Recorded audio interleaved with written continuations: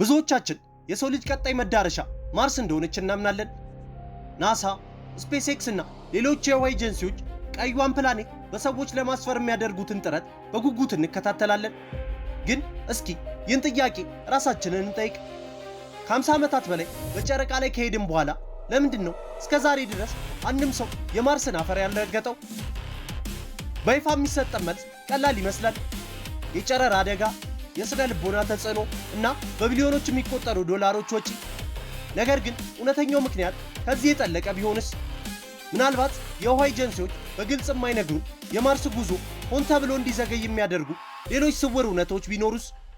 ዛሬ ከሚታየው መጋረጃ በስተጀርባ ያሉትን እውነተኛ ምክንያቶች እንመለከታለን። ሁልጊዜም እንደነዚህ አይነት ከዚህ ቀደም ተሰምቶ የማያውቁ ታሪኮች እንዲሁም በመላው ዓለም ላይ ተጽዕኖ የፈጠሩ ሰዎች ታሪኮች እንዲደርሷችሁ የሰብስክራይብ ምልክቷን ብሎም የደወል ምልክቷን በመጫን ቤተሰብ ይሁኑ።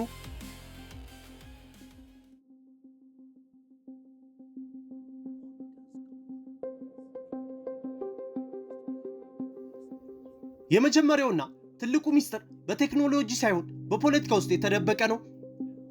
በ1967 የውሃ ስምምነት ወይም አውተር ስፔስ ትሪቲ ሲፈረም ዋናው ዓላማው ህዋው ለሰላማዊ ምርምር ብቻ እንድትውልና የትኛውም ሀገር በጨረቃም ሆነ በሌሎች የሰማይ አካላት ላይ ሉዓላዊነት እንዳያነሳ መከልከል ነበር።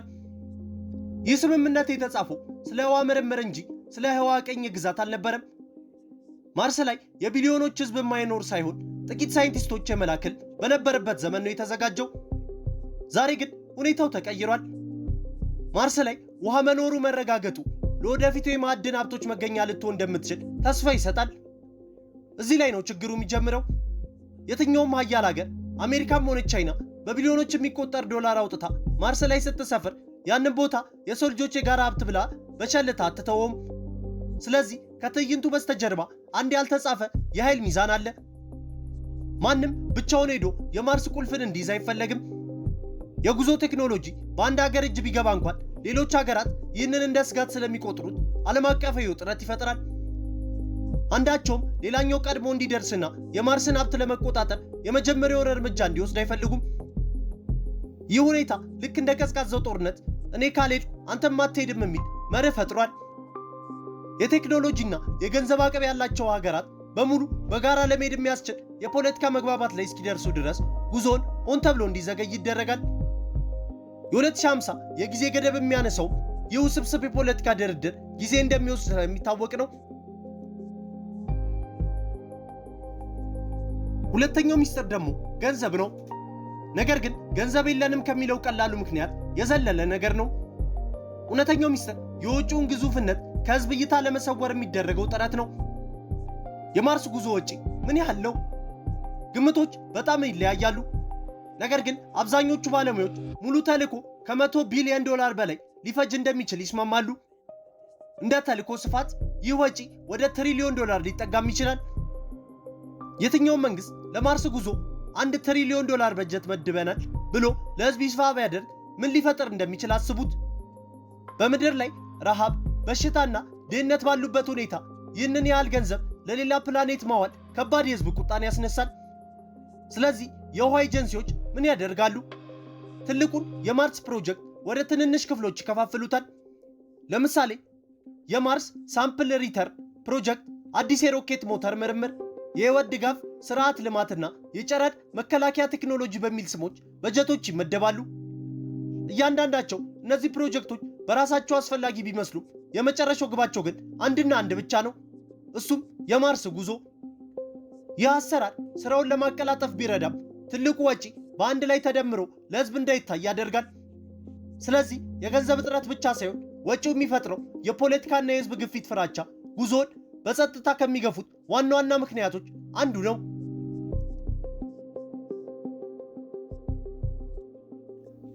ሶስተኛውና ምናልባትም አስፈሪው ሚስጥር ሳይንሳዊ ሚስጥር ነው።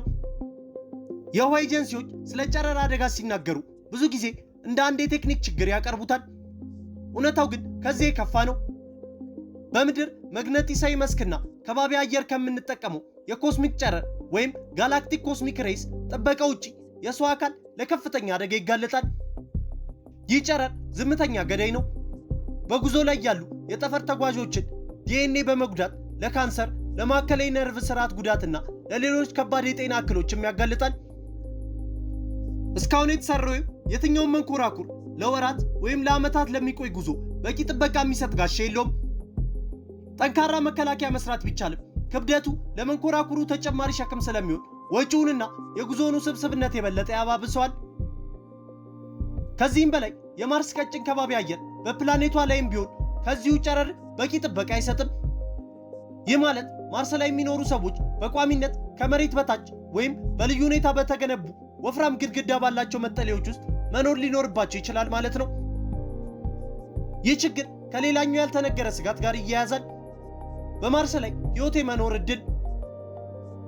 ፕላኔቷ ለሕይወት አመቺ የሆኑ ሁኔታዎች እንደነበሯትና አሁንም ሊኖሯት እንደሚችል መረጃዎች ይጠቁማሉ። ፐርሲቨራንስ ሮቨር ያገኛቸው ኦርጋኒክ ሞለኪውሎች የዚህ ፍንጮች ናቸው። ነገር ግን እነዚህ ሞለኪውሎች ያለ ሕይወትም ሊፈጥሩ ስለሚችሉ የማያዳግም ማስረጃ አይደሉም። አሁን አስቡት፣ ወደፊት የሚላክ መንኮራኩር በማርስ አፈር ውስጥ የማይክሮብ አይነት ሕይወት መኖሩን የሚያረጋግጥ ማስረጃ ቢያገኝስ? እንዲህ አይነት ግኝት የሚያስከትለውን ዓለም አቀፋዊ ተጽዕኖ መገመት ከባድ ነው።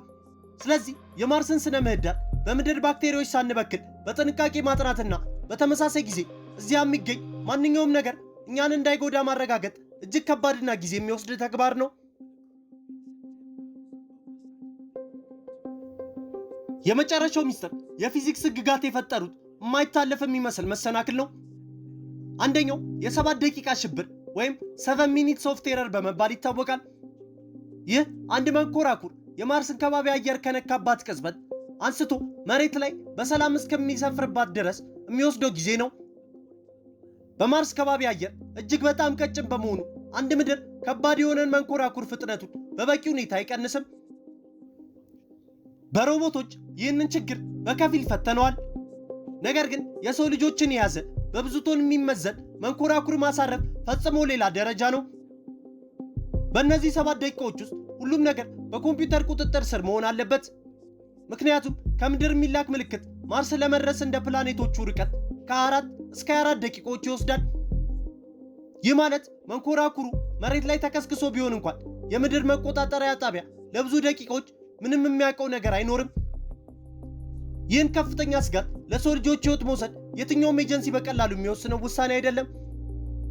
ከዚህ ጋር ተያይዞ ያለው የግንኙነት መዘግየት ማርስ ላይ ለሚኖሩ ሰዎች ሌላ የህልውና ስጋት ፈጥሯል። ድንገተኛ የጤና እክል ቢፈጠር ወይም የመሳሪያ ብልሽት ቢኖር ከምድር ፈጣን እርዳታ መጠየቅ አይቻልም። መልእክት ልከው መልስ እስኪያገኙ ድረስ እስከ 48 ደቂቃ ሊፈጅ ይችላል። ይህ ማለት ማርስ ላይ የሚኖሩ ሰዎች በአብዛኛው በራሳቸው መወሰንና ችግሮችን መፍታት አለባቸው። ይህ የስነ ልቦና ጫናና የብቸኝነት ስሜት ከማንኛውም የቴክኖሎጂ ችግር በላይ ከባድ ሊሆን ይችላል። ታዲያ የማርስ ጉዞ የተከለከለበት እውነተኛው ሚስጥር ምንድን ነው? ሚስጥሩ አንድ አይደለም። ይልቁንስ እርስ በርስ የተሳሰሩ የችግሮች አውሎ ንፋስ ነው። የተከለከልነው በአንድ የተወሰነ ቡድን ሴራ ሳይሆን በፖለቲካዊ ሽኩቻ፣ የህዝብ ቁጣን በመፍራት በተደበቀው አስደንጋጭ ወጪ፣ በውሃ ላይ በሚጠብቀን የማይታይ ጉዳይና ልንለውጣቸው በማንችላቸው የፊዚክስ ሕግጋት ነው። የጨረራ አደጋ፣ የገንዘብ ወጪና ፖለቲካ እንደ ቀላል ምክንያት ሲቀርቡ እውነታው ከጀርባቸው ያለው ስብስብነትና እርስ በርስ መቆላለፍ ነው። የማርስ ጉዞ ልክ እንደ አንድ ግዙፍ የእንቆቅልሽ ምስል ነው። አንድ ቁራጭ ስታስተካክል ሌሎቹ ቦታቸውን ይለወጣሉ። ይህንን እጅግ ውስብስብ እንቆቅልሽ ለመፍታት የሚያስፈልገው ጊዜና ጊዜ ብቻ ነው።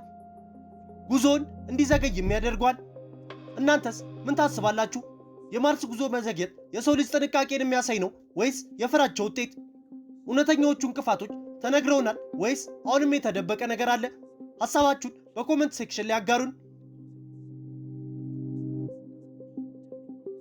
ውድ የፈንዲሻ ኢንተርቴይንመንት ዩቲዩብ ቻናል ቤተሰቦች በዛሬው ፕሮግራማችን የማርስ ጉዞ የተከለከለበትን እውነተኛው ሚስጥር አስቃኘናችሁ። ሁልጊዜም እንደነዚህ አይነት ከዚህ ቀደም ተሰምተው የማያውቁ ታሪኮች እንዲሁም በመላው ዓለም ላይ ተጽዕኖ የፈጠሩ ሰዎች ታሪኮች እንዲደርሷችሁ የሰብስክራይብ ምልክቷን ብሎም የደወል ምልክቷን በመጫን ቤተሰብ ይሁኑ። በቀጣይ ቪዲዮ እስክንገናኝ ሰላም ለሁላችን ይሁን።